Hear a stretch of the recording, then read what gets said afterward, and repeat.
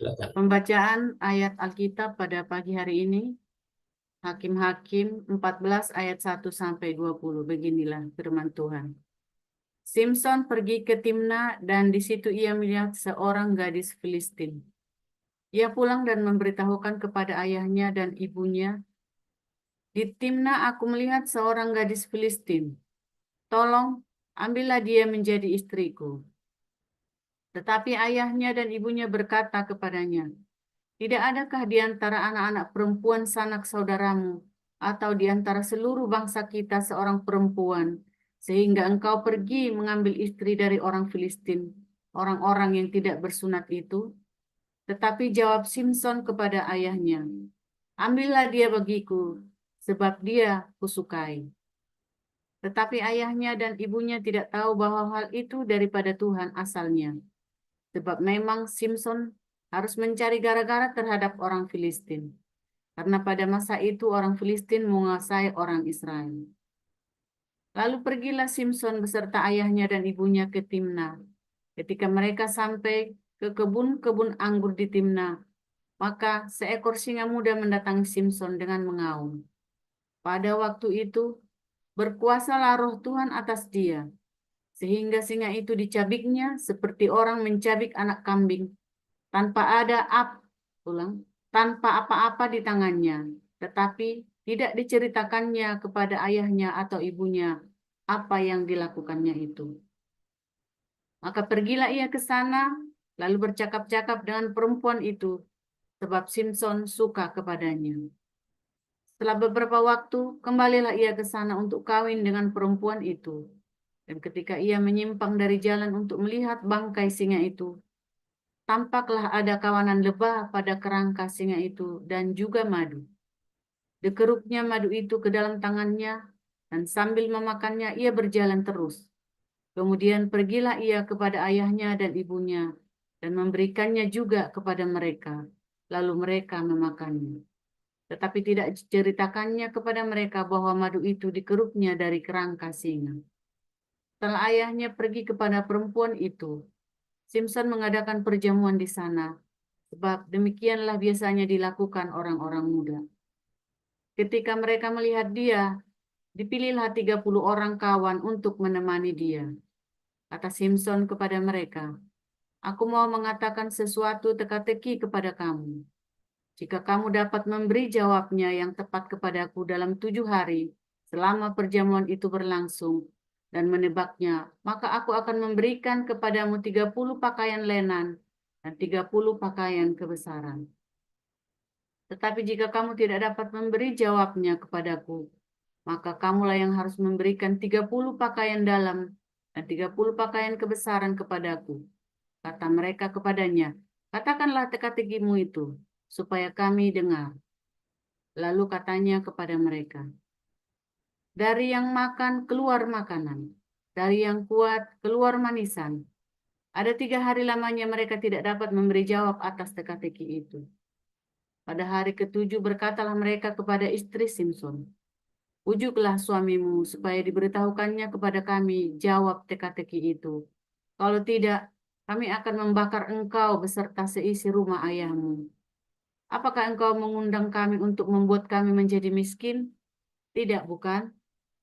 Lalu menangislah istri Simson itu sambil memeluk Simson, katanya, "Engkau benci saja kepadaku dan tidak cinta kepadaku.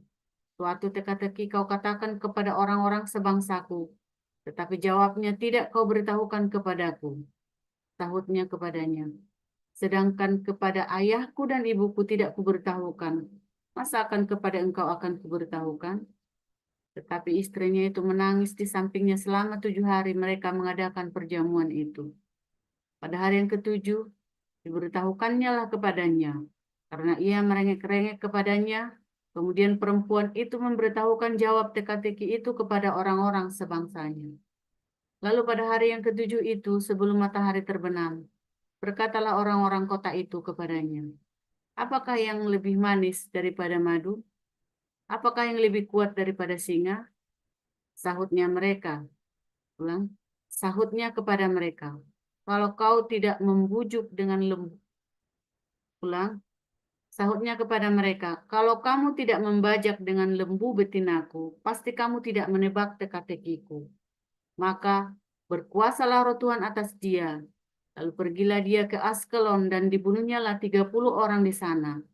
Diambilnya pakaian mereka dan diberikannya pakaian-pakaian kebesaran itu kepada orang-orang yang dapat memberi jawab teka-teki itu. Tapi amarahnya masih juga bernyala-nyala. Lalu pulanglah ia ke rumah ayahnya. Maka diberikanlah istri Simpson itu kepada kawannya, bekas pengiringnya. Demikian.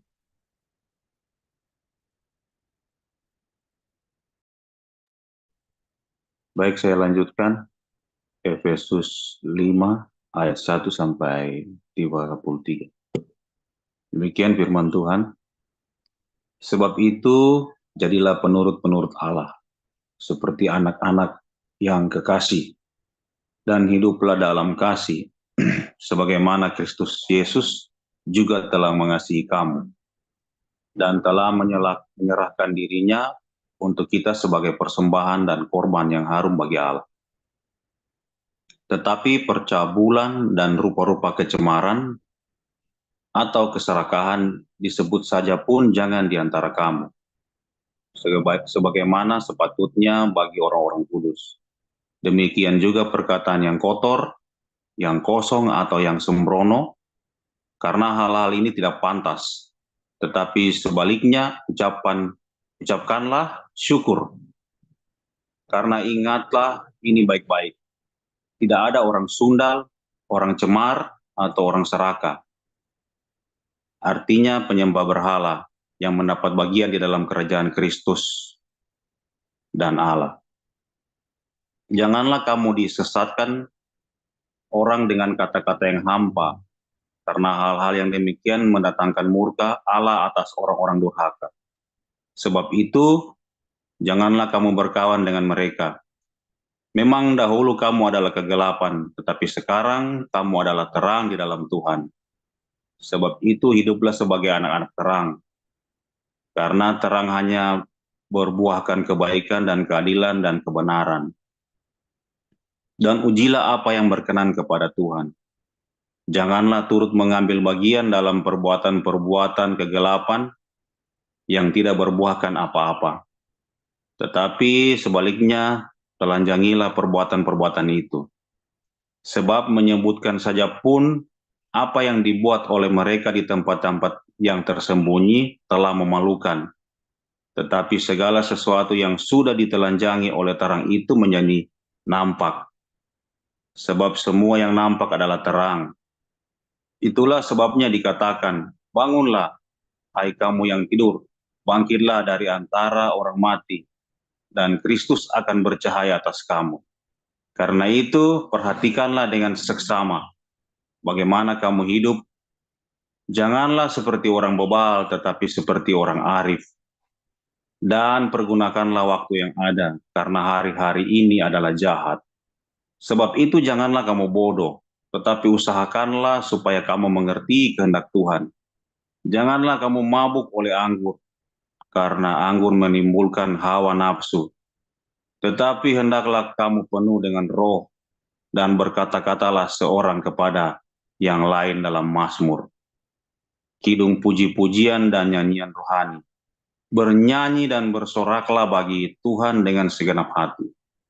Ucapkanlah syukur senantiasa, segala sesuatu dalam nama Tuhan kita Yesus Kristus kepada Allah dan Bapa kita. Dan rendahkanlah dirimu seorang kepada yang lain di dalam takut akan Kristus.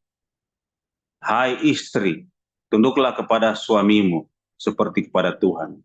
Karena suami adalah kepala istri sama seperti Kristus adalah kepala jemaat. Dialah yang menyelamatkan tubuh. Karena itu sebagaimana jemaat tunduk kepada Kristus, demikian jugalah istri kepada suami dalam segala sesuatu. Hai suami, kasihilah istrimu sebagaimana Kristus telah mengasihi jemaat dan telah menyerahkan dirinya baginya untuk menguduskannya. Sesudah itu menyucikannya dengan memandikannya dengan air dan firman. Supaya dengan demikian ia menempatkan jemaat di hadapan dirinya dengan cemerlang tanpa cacat, kerut, atau yang serupa itu. Tetapi supaya jemaat kudus dan tidak bercela. Demikian juga suami harus mengasihi istrinya sama seperti tubuhnya sendiri. Supaya yang mengasihi istrinya mengasihi dirinya sendiri. Sebab tidak pernah orang membenci tubuhnya sendiri, tetapi mengasuhnya dan merawatinya. Sama seperti Kristus terhadap jemaat. Karena kita adalah anggota tubuhnya, sebab itu laki-laki akan meninggalkan ayahnya dan ibunya dan bersatu dengan istrinya, sehingga keduanya itu menjadi satu daging. Rahasia ini besar, tetapi yang aku maksudkan ialah hubungan Kristus dan jemaat. Bagaimanapun juga, bagi kamu masing-masing berlaku, kasihilah istrimu seperti dirimu sendiri, dan istri hendaklah menghormati suaminya. Ya, terima kasih Pak. Terima kasih untuk para lektor, untuk Rusnakon dan Pak Cecep Utama.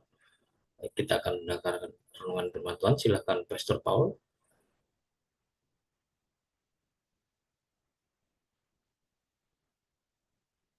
Oke, Bapak Ibu sambil menunggu. Untuk para pendoa, jangan lupa untuk membuka kamera persiapan setelah renungan nanti.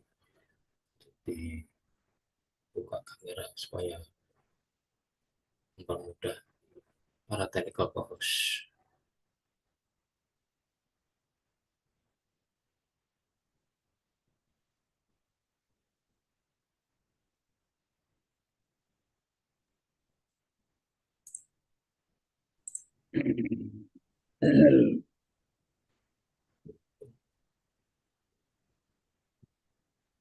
Kita lihat.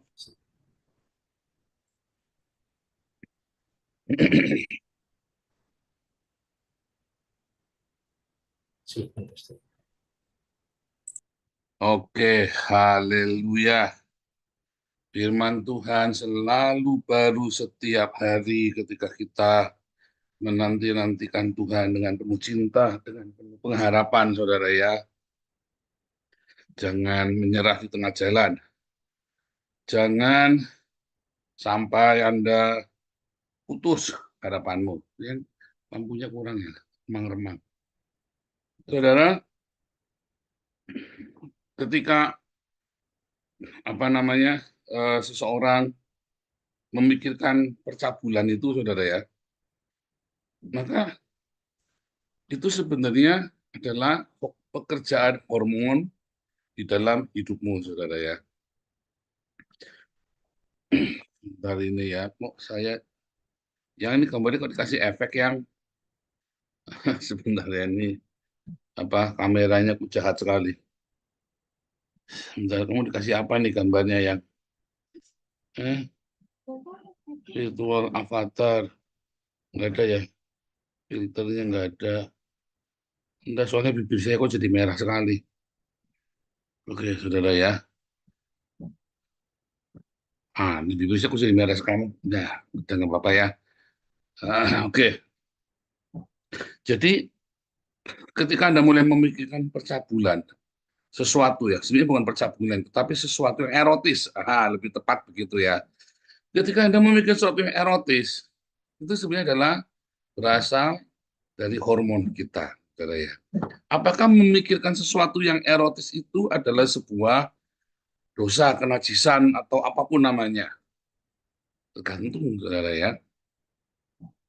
Karena setiap orang yang sehat, ya seseorang yang sehat secara biologis, maka pikiran-pikiran erotis itu akan terstimulasi di dalam pikirannya secara berkala.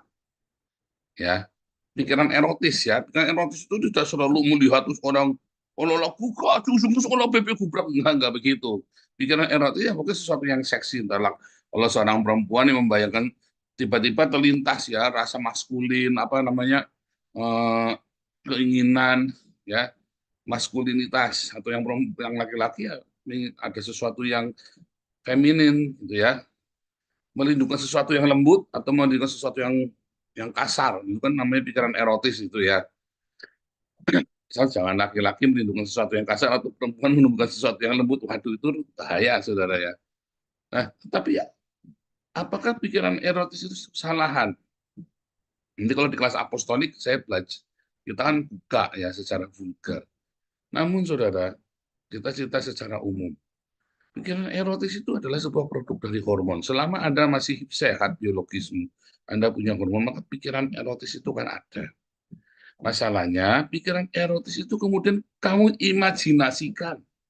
Nah, itu dia, saudara. Pikiran erotis yang diimajinasikan itu, kemudian Anda sasarkan kepada suatu objek. Ya, yang bukan suamimu, yang bukan istrimu. Disitulah kita mulai hidup dalam kenajisan, saudara. Itulah pikiran yang najis, yang tidak boleh ada dalam pikiranmu. Pikiran erotis itu wajar. Tetapi ketika Anda erotisme itu diarahkan kepada satu objek, sehingga tiba-tiba muncul figur. Itulah yang najis, saudara. Nah, maka dari itu beberapa kali Paulus ya selalu berkata, sebaiknya kalau kamu tidak tahan, kamu menikah daripada kamu hangus. Kemudian kamu menikah, Anda yang sendiri, Anda yang janda, Anda yang duda. Kalau Anda tidak bisa bertalak, ya sebaiknya ya sama suaminya atau sama istri yang benar. Karena itu akan mengurangi banyak sekali hal-hal yang tidak baik dalam hidupmu dan akan membantu kita untuk kita bisa mengenal Tuhan Yesus. Ketika Anda lahir baru, ya, Anda bersama dengan Tuhan Yesus. Nah, ini dia masalahnya. Ya, masalahnya adalah di dalam pernikahan itu, ya, kamu menikah dengan cara yang salah. Sehingga dalam pernikahanmu kamu tidak mengenal Tuhan Yesus. Misalnya Anda menikah dengan yang tidak seiman, itu udah pasti, ya. Anda tidak akan mengenal Tuhan Yesus. Bagaimana Anda bisa mengenal Tuhan Yesus? Anda tidak merasakan pengampunan dan tidak merasakan diampuni dan mengampuni. Ya kan? Karena Anda tidak dalam Tuhan, pengampunan apa yang bisa diberikan? Nah, tapi kalau Anda itu sudah dalam Yesus, Pak, gitu ya, tapi agama netok, saudara, Kristen. Sama agamanya, tapi Anda juga tidak merasakan Tuhan Yesus. Anda tidak bisa melihat Tuhan Yesus dalam pernikahan. Karena di dalam pernikahan itu, ya akhirnya salah. Belum lahir baru dua-duanya. Anda juga tidak merasakan namanya pengampunan, mengampuni atau diampuni. Ya. Dan akhirnya Anda tidak merasakan cinta agape itu. Ingat pelajaran koinonia tadi malam, ya, hari Minggu, bahwa Allah adalah roh, Allah adalah kasih, ya kan? Berarti roh itu adalah kasih, ya. Sementara roh itu adalah rema. Ya, rema itu adalah cinta. Anda tidak punya rema, Anda tidak punya cinta yang sejati, agape. Anda punyanya eros, nafsu. Artinya pernikahanmu bukan berdasarkan karena agape, tapi karena nafsu. Dan itu Anda tidak bertumbuh di dalam cintamu itu. Namanya pernikahanmu cintanya nggak bertumbuh. Ya cuma nafsu aja. Sampai Anda akhirnya nempel pun udah nggak ada rasa, bahkan Anda tidak merasakan cinta, Anda merasakan cuma bau. Ya kan? Kalau udah menikah lama, yang Anda rasakan cuma baunya saja. Cintanya udah hilang. Karena cintamu tuh nggak tumbuh. Nah, kalau dalam perhitungan Cina itu namanya ada sio-sio, ya, geomansi. Kalau Anda sionya cocok, maka Anda bisa rukun, tapi sebagai filio, take and give. Begitu sudah nggak take and give, ya sudah bubar. Cintamu tuh dari orang pertama jatuh cinta itu menikah itu ya pasti lust, hawa nafsu, eros. Oh, agape langsung tidak mungkin, saudara. Tidak mungkin. Makanya kan bisa tetap pegang-pegangan, bersir-bersir, ya 20.000 volt mengalir sampai kejang-kejang menggelinjang, ya kan? Kalau cuman kalau langsung agape itu mustahil. Pasti ada eros di sana. Apakah dosa erosnya? Ya enggak. Selama kamu menikah, itu direstui oleh kedua orang tuanya dan tidak ada yang diselingkuhi, ya itu nggak apa-apa. nikmati eros itu, nikmati hawa nafsu itu, dinikmati dengan cara yang benar. Tetapi kamu nggak boleh berhenti di situ. Kamu harus bertumbuh kepada filio, pada sebuah tanggung jawab. Nah, kalau filio itu sebenarnya take and give, tapi saya menyebutnya tanggung jawab, saudara. Jadi setiap pasangan harus melakukan tugasnya, sehingga rumah tangga itu, pernikahan itu berjalan. Misalnya janjian, istrinya nanti merawat anak, suami kerja. Atau dua-dua kerja, caranya bagaimana? Anaknya supaya jangan terlantar, atau istrinya kerja, suami yang rawat anak. Loh, bisa, Anda jangan ngomong di Belanda itu banyak yang begitu. Karena istrinya gajinya lebih gede, dia bingung. Gimana nih? Sayang nih, kita udah punya anak dua. Istrinya tuh direktur di sebuah perusahaan ya, kebetulan tetangga kita gitu ya. Kalau yang kita bayar kenal baik gitu ya. Yang akhirnya suaminya ngalah, suaminya kerja part time, istrinya yang kerja ya, karena gajinya gede. Nah, itu janjian ya. Tapi take and give namanya kan, saling bertanggung jawab. Itu mengambil tanggung jawab masing-masing. Tapi jangan sampai dua-duanya nggak mau kerja, namanya nggak bertanggung jawab, atau salah satu nggak mau kerja hanya gara-gara ya maunya enaknya aja. Nah itu namanya nggak take and give, nggak ada tanggung jawab. Nah itu pun harus bertumbuh. Kalau cuma berhenti di situ saja, suatu ketika take and give itu ada ukurannya, saudara. Yang satu invalid, ya ini cuma bisa take, nggak pernah give, ngomel juga tuh pasangannya, ya cocok tapi ya gimana, makanya harus beranjak. Suami istri itu harus beranjak menjadi agape, ya. Oh belum storge ya, storge dulu ya. Aku jengkel sama dia, aku jengkel sama suamiku, tapi ya gimana udah jadi suaminya. Aku jengkel sama istriku, udah gimana udah jadi istrinya. Mau dicerai kasihan anak-anak. Ya mau kita mau tinggal, mau diselingkuhin, mau dia. Itu namanya karena sudah ada terlanjur, sudah ada ikatan batin, saudara ya. Sudah ada ikatan batin. Tadi dari eros, dari hawa nafsu, jadi take and give, tanggung jawab, kemudian jadi menjadi storge, karena sudah ada ikatan, sudah ada anak. Kalau nggak ada anak, ya mungkin udah tinggal. Makanya kalau menikah, sebaiknya punya anak, saudara ya, sebaiknya saya bilang. Karena apa? Karena itu menjadi storge. Cinta itu jadi dewasa. Cinta storge itu lebih, ikatannya lebih kuat ya daripada filio, saudara. Karena storge itu karena ada hubungan keluarga. Bukan cuma tanggung jawab saja, tapi benar-benar ada satu ikatan psikologis, ya. Nah, tetapi apakah harus berhenti sampai storge, saudara? Karena suatu ketika hormon itu kan bekerja bergejolak, sementara kita nggak bisa mengendalikannya lagi, ya kan? Sudah nggak bisa filio, udah nggak bisa take and give, erosnya sudah ya udah tua, atau mungkin sudah nggak ada rasa, karena udah nikah 5 tahun, 10 tahun, udah nggak ada rasa, sudah nggak take and give juga, ya kan? Storge, ya nggak punya anak. Punya anak pun bodo amat itu, artinya nggak tercipta storge-nya. Nah, tetapi kalau itu Anda sudah punya anak, sudah semua, Anda harus bertumbuh jadi agape, saudara. Seharusnya suami istri dari muda pertama kali pernikahan sampai dia tua. Amsal berkata, nikmatilah istri dari masa mudamu. Nikmatilah ulah sumurmu sendiri. Ya, sampai ditua. Kenapa? Sebetulnya kalau suami istri dari awal mula ya dia bertumbuh cintanya. Dari eros, filio, storge sampai ke agape. Maka suami istri ini ya makin ditimba airnya akan makin bening, akan makin manis. Pernikahan itu akan makin indah, saudara. Sebetulnya itu seperti itu rahasia pernikahan ya, saudara ya. Sampai akhirnya kamu agape. Apa? Kalau agape berarti sudah kayak malaikat suci ya, enggak, masih berantem. Tapi agape, berantem itu bertengkar yang sesuatu yang bukan yang cuman gara-gara nggak punya duit berantem, apa tersinggungan, salah ngomong. Berantem-berantemnya yang positif, saudara ya, yang produktif, dan selalu berakhir dengan apa, saudara? Dengan berpelukan, tapi saudara ya, selalu berakhir dengan rasa rindu, selalu berakhir dengan apa? Ya dengan cinta agape.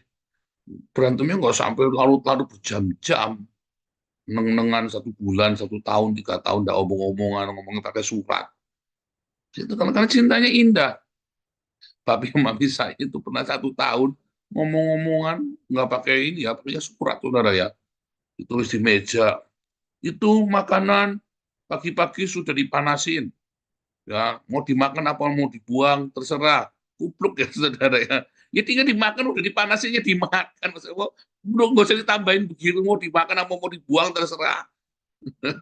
Terus tadi dijawab sama lain kali nggak usah kalau nggak niat nggak usah masak, nggak usah dipanasin, dibuang saja. Tapi dimakan sama dia sama papiku saudara ya. Ya itu tadi ada aja 1 tahun ya bisa tahan ya surat-surat gitu ya. Rumah kita kecil ya. 1 tahun rumahnya kita kecil, setiap hari ketemu, kalau ngomong diem-dieman di rumah jadi sepi sekali saudara ya. Biasanya rame ya, orang teriak-teriak ya. Biasanya rame teriak-teriak, bukan canda tawa, bukan. Tapi hari itu rumahnya sepi sekali saudara ya, selama setahun. Gara-gara kalau ngomong surat-suratan, ya buat saya lebih baik saudara ya. Buat saya lebih tenang. Tadi ada teriak-teriakan.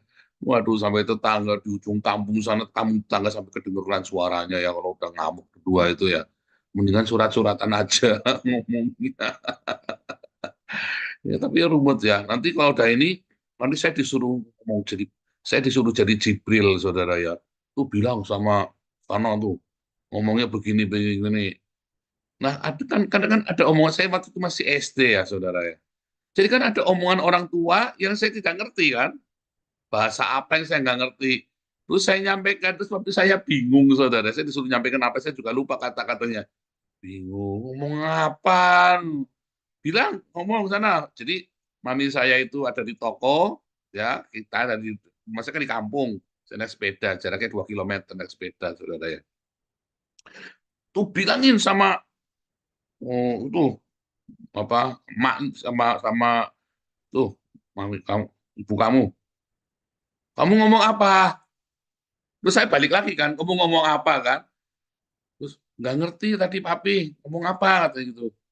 Terus ngomong gini gini gini, sebentar tadi itu ngomong apa itu artinya apa? Terus dia ngomong tak ulang-ulang sampai tak catat saudara ya. Saya jadi Jibril saudara bolak-balik saudara ya. Dan ucluk juga orang itu ngomong nggak pakai surat enggak, dia cuma pesan pakai omongan. Sudah gitu saya ngomongnya salah saudara ya.